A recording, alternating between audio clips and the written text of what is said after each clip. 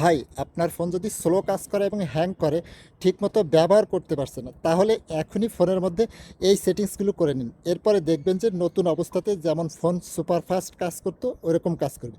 কিভাবে এই সেটিংসগুলো করে স্লো ফোনকে সুপার ফাস্ট করে নেবেন, চলুন তাহলে মোবাইল স্ক্রিনে দেখিয়ে দেওয়া যাক।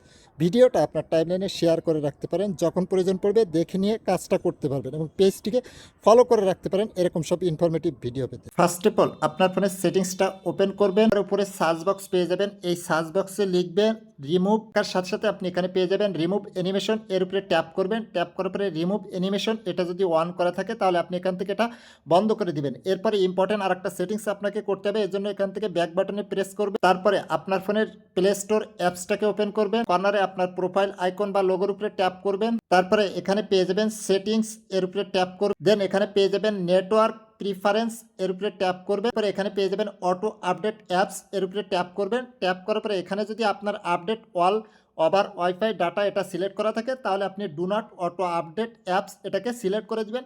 তাহলে আপনার ফোনের ডাটা কানেকশন দেওয়ার সাথে সাথে অটো অ্যাপসগুলো আপডেট হবে না, এতে করে আপনার ফোন আর স্লো হবে না, হ্যাং হবে না, ফোন চলবে একেবারে নতুনের মতো সুপার ফাস্ট।